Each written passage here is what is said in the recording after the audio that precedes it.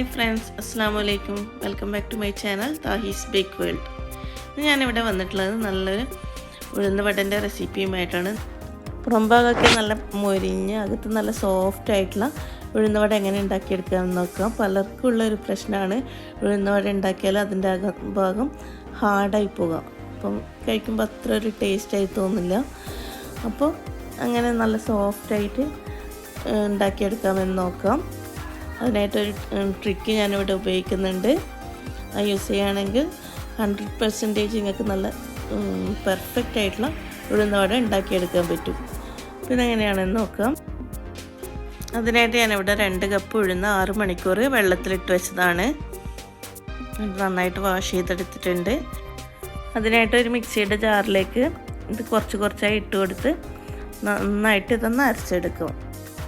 ഞാൻ കുറച്ച് ഉഴുന്ന് പരിപ്പ് ഇട്ട് കൊടുത്തിട്ടുണ്ട്. അതിലേക്ക് 1 ടേബിൾ സ്പൂണോളം വെള്ളവും ആഡ് ചെയ്തിട്ട് ഇത് അരച്ചെടുക്കാം.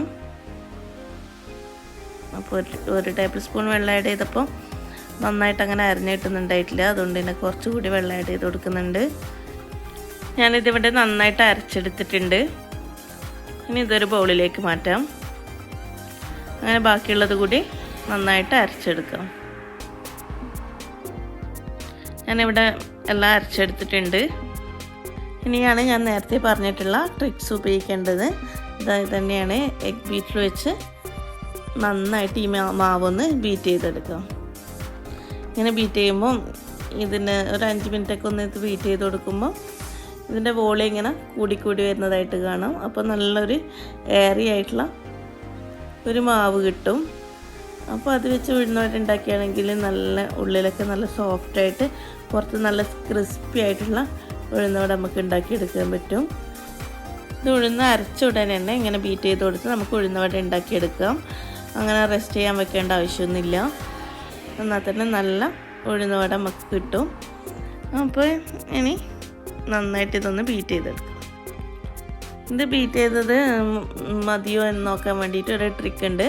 അതിനായിട്ട് 1 കപ്പിൽ വെള്ളം എടുത്ത് അതിലേക്ക് കുറച്ച് മാവ് ഇട്ട് കൊടുക്കാം. മാവ് വെള്ളത്തിന് മുകളിൽ പൊങ്ങിക്കിടക്കുകയാണെങ്കിൽ നന്നായി ബീറ്റായി വന്നിട്ടുണ്ട് എന്നാണ് അതിൻ്റെ അർത്ഥം. ഇതാ ഇവിടെ ഇങ്ങനെ നന്നായി പൊങ്ങിക്കിടക്കുന്നുണ്ട്. അപ്പം നന്നായി ബീറ്റായി വന്നിട്ടുണ്ട്. ഇനി ബീറ്റ് ചെയ്യുന്നത് മതിയാക്കാം. ഇനി ഇതിലേക്ക് ഉഴുന്ന് വടക്ക് ആവശ്യമായിട്ടുള്ള മറ്റു ചേരുവകൾ ചേർത്ത് കൊടുക്കാം. 1 ഒനിയൻ കട്ട് ചെയ്തത് ചേർത്ത് കൊടുത്തിട്ടുണ്ട്. അതുപോലെ തന്നെ കുറച്ച് കറിവേപ്പില കട്ട് ചെയ്തത്, അതുപോലെ തന്നെ ഒരു 4 പച്ചമുളക് കട്ട് ചെയ്തതും ചേർത്ത് കൊടുക്കുന്നുണ്ട്. ഇതൊക്കെ ഓരോരുത്തരുടെ ഇഷ്ടത്തിനനുസരിച്ച് കൂട്ടുകയോ കുറയ്ക്കുകയോ ചെയ്യാം. പിന്നെ ആവശ്യത്തിന് ഉപ്പ്, പിന്നെ കുറച്ച് കായപ്പൊടി, പിന്നെ കുരുമുളക് പൊടി,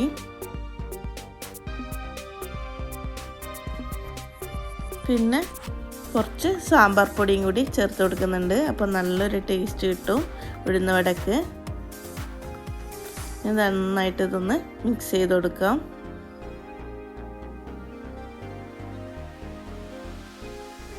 ഇനി ഇതിലേക്ക് ലാസ്റ്റായിട്ട് ഒരു ഇൻഗ്രീഡിയൻ്റ് കൂടി ചേർത്ത് കൊടുക്കുന്നുണ്ട്. അരിപ്പൊടിയാണ് ചേർത്ത് കൊടുക്കുന്നത്. 1 ടേബിൾ സ്പൂണോളം അരിപ്പൊടി ചേർത്ത് കൊടുത്തിട്ടുണ്ട്. നന്നായിട്ട് ഇതൊന്ന് മിക്സ് ചെയ്ത് കൊടുക്കാം. ഇനി ഇത് ഫ്രൈ ചെയ്തെടുക്കാം. അതിനായിട്ട് ഒരു പാത്രത്തിലേക്ക് കുറച്ച് ഓയിൽ ചൂടാകാൻ വെച്ചിട്ടുണ്ട്. അതിലേക്ക് ഈ മാവ് കുറച്ചായി എടുത്ത് ഒരു ഉഴുന്ന് വടൻ്റെ ഷേപ്പാക്കിയിട്ട് ഇട്ട് കൊടുക്കാം. ഇതിൻ്റെ 2 ഭാഗവും നന്നായി മൊരിഞ്ഞ് വന്നാൽ എണ്ണയിൽ നിന്ന് കോരിയെടുക്കാം. പിന്നെ നിങ്ങൾക്ക് ഈ വീഡിയോ ഇഷ്ടപ്പെടുകയാണെങ്കിൽ ലൈക്ക് ചെയ്യുക, ഷെയർ ചെയ്യുക. അതുപോലെ തന്നെ നിങ്ങളുടെ അഭിപ്രായങ്ങൾ കമൻസ് ആയിട്ട് തന്നെ അറിയിക്കുക. അതുപോലെ തന്നെ എൻ്റെ ചാനൽ ഇതുവരെ സബ്സ്ക്രൈബ് ചെയ്യാത്തവരുണ്ടെങ്കിൽ ഒന്ന് സബ്സ്ക്രൈബ് ചെയ്തേക്കണേ. കൂടെ കാണുന്ന ബെല്ലൈക്കോണും കൂടി ഒന്ന് പ്രസ് ചെയ്യുക. അതിൽ ഓൾ എന്ന ഓപ്ഷൻ ക്ലിക്ക് ചെയ്യുക. അപ്പോൾ ഞാനിടുന്ന വീഡിയോ അപ്പോൾ തന്നെ നിങ്ങൾക്ക് ലഭിക്കുന്നതായിരിക്കും. അങ്ങനെ ഞാൻ ഉഴുന്ന് വട മുഴുവനായിട്ട് ഇവിടെ പൊരിച്ചെടുത്തിട്ടുണ്ട്. ഇനി ഇതൊന്ന് പൊട്ടിച്ച് നോക്കാം. കണ്ടില്ലേ, നല്ല ഫ്ലഫി ആയിട്ടുള്ള ഉൾഭാഗമാണ് ഇതിനുള്ളത്. അപ്പോൾ എല്ലാവരും ഇതൊന്ന് ട്രൈ ചെയ്ത് നോക്കുക. ഇനിയും കൂടുതൽ വീഡിയോകളുമായിട്ട് വരാം. അതുവരേക്കും ബൈ. Okay, thank you.